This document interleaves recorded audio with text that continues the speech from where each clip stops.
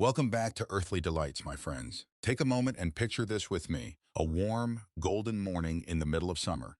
You step into your garden and the rich, earthy scent of tomato vines rises from the soil. Your plants look incredible, tall, lush, vigorous, covered in deep green foliage. But then you gently move the leaves aside, and that familiar disappointment settles in. Where are the tomatoes?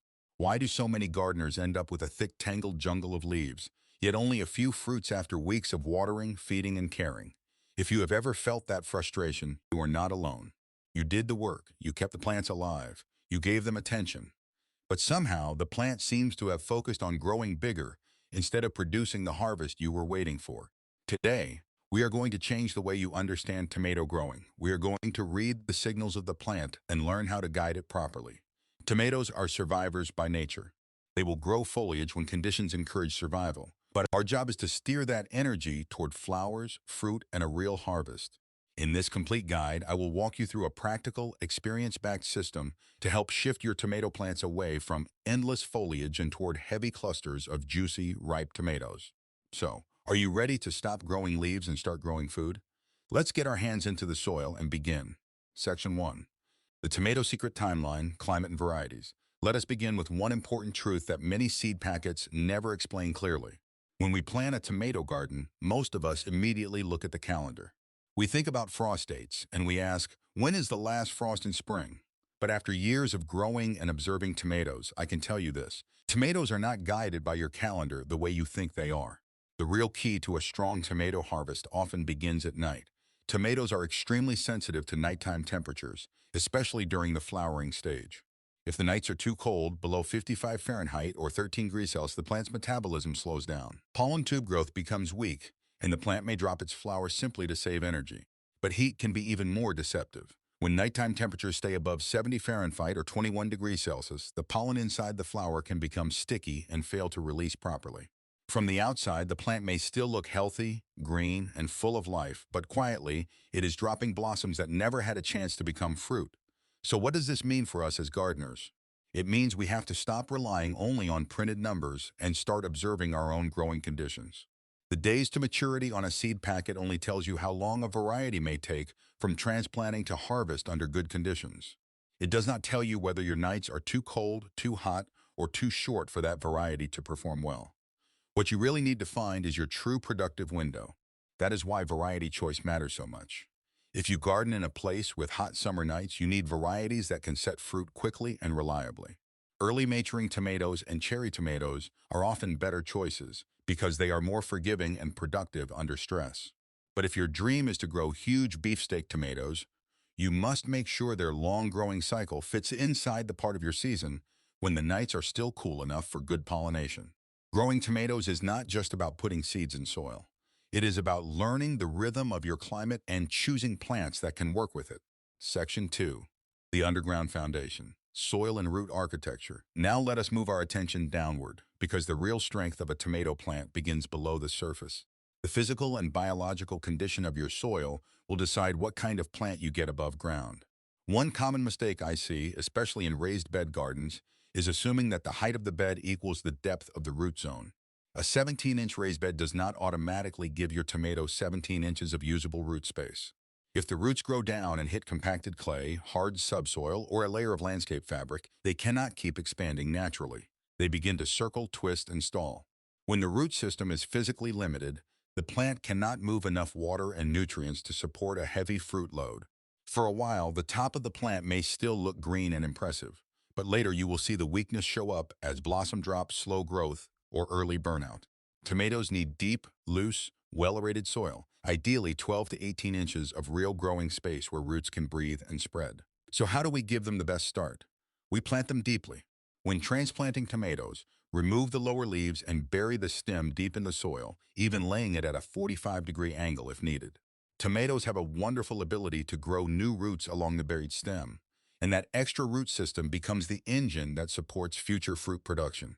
Before setting the plant into the hole, add a handful of bone meal near the bottom for slow-release phosphorus, because phosphorus supports flower and fruit development. Then add a tablespoon of Epsom salt mixed with a tablespoon of powdered eggshells or agricultural lime. The magnesium helps with plant function and fruit set, while calcium supports strong cell wall development in the fruit. When you build a strong foundation in the dark soil, the plant can reward you with strength, flowers, and fruit in the sunlight. Section 3. The diet of a champion, nutritive steering. Have you ever wondered why some tomato plants seem determined to grow leaves instead of flowers? Very often the answer is in the feeding program. Think of it like giving a young athlete too much of one kind of food. They may grow fast, but that does not mean they are growing in balance. In the garden, the most common problem is too much nitrogen. Nitrogen is important. A tomato plant needs it to build leaves, stems, and early structure. But when there is too much nitrogen, the plant can stay trapped in vegetative growth. It keeps producing soft green foliage because the conditions tell it that life is easy and there is no urgency to reproduce. In simple terms, the plant does not feel the need to make flowers and fruit when it is being pushed to keep growing leaves. To guide tomatoes into fruit production, we have to change the menu at the right time. In the early stage, a moderate amount of nitrogen is helpful because the plant needs a strong frame. But once you see the first yellow flowers appear, it is time to reduce the nitrogen and shift toward nutrients that support flowering and fruiting. That means choosing a fertilizer higher in phosphorus and potassium. Phosphorus helps support the energy demand of flowering, while potassium plays a major role in moving sugars into the developing fruit. It helps improve fruit size, flavor, firmness, and overall quality. This is why professional greenhouse growers pay close attention to nutrient ratios. Before flowering, they may keep potassium and nitrogen close to a 1:1 balance, but during heavy fruiting, they push potassium higher, often around 1.7 parts potassium to 1 part nitrogen. You can apply the same principle at home in a simple way. Every 2 weeks, spray your tomato plants with a diluted Epsom salt solution, using 1 tablespoon per gallon of water. The magnesium can be absorbed through the leaves and help support chlorophyll production and fruit set. At this stage, we are not just feeding the plant. We are sending the right biological signals, telling it to stop making endless foliage and start building the harvest. Section 4. The art of pruning. Focusing the energy. Now let's talk about discipline, because pruning is where many tomato growers either gain control or lose the plant completely. An indeterminate tomato, if left alone, will keep growing and branching until it becomes a thick, tangled jungle. At every point where a leaf meets the main stem, a new shoot can appear. That small shoot is called a sucker. If you allow every sucker to grow, each one becomes another competing stem, pulling light, airflow, water, and nutrients away from the main fruiting structure. This is where pruning makes the difference between a plant that gives you a few scattered tomatoes and one that can carry a serious harvest.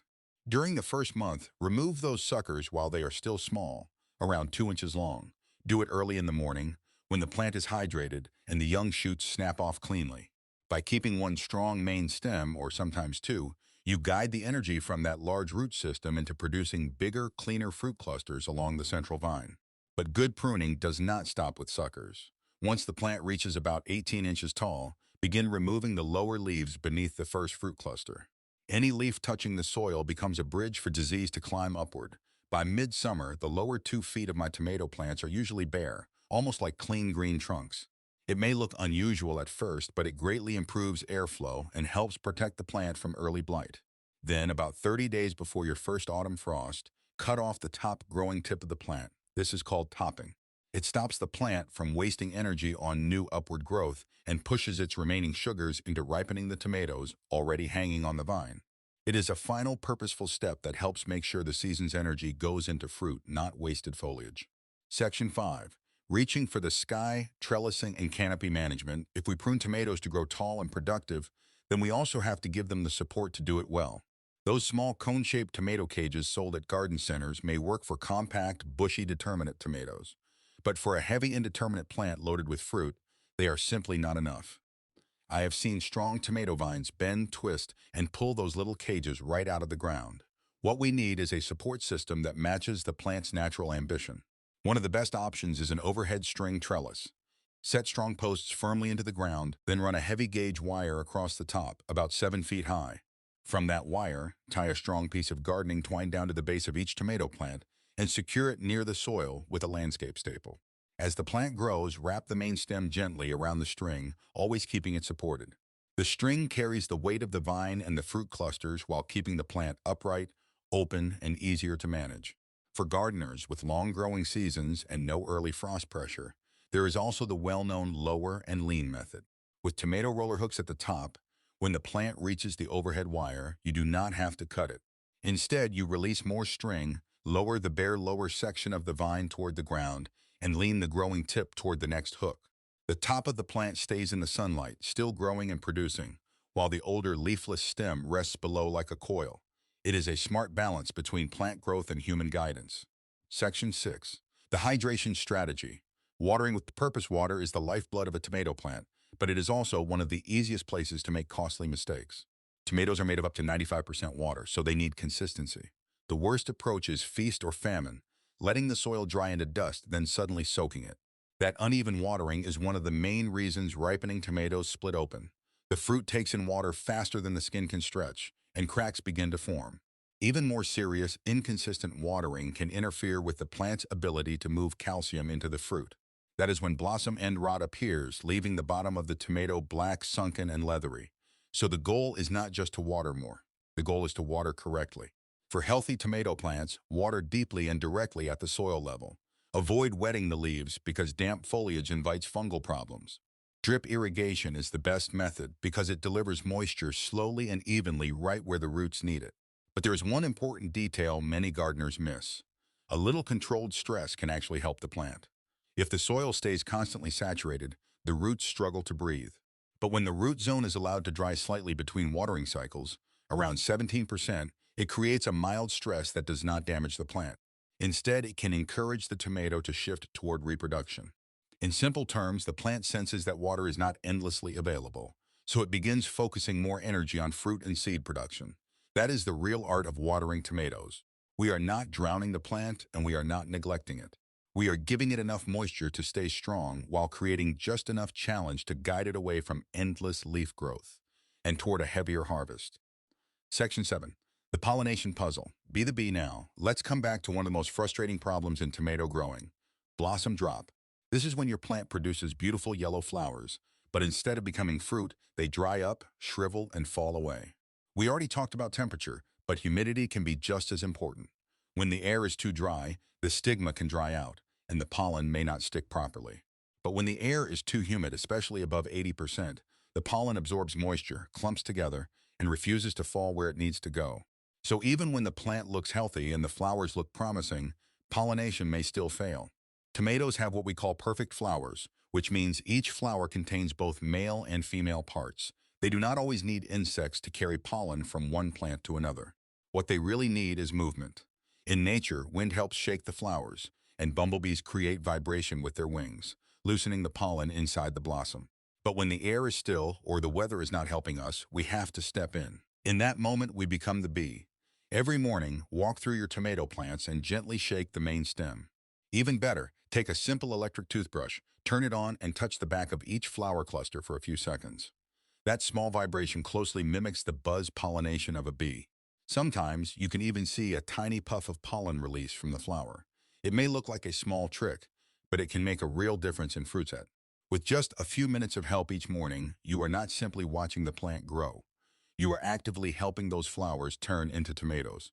Section 8.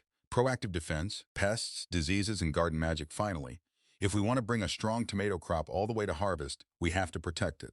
Pests and diseases can level the playing field quickly, but a healthy, well-managed plant has a much better chance of staying productive. To reduce fungal problems, we have already improved airflow through pruning and kept water off the leaves by using soil-level watering or drip irrigation. But there is another useful tool many gardeners overlook: aspirin. Tomatoes naturally respond to attack by producing compounds related to salicylic acid.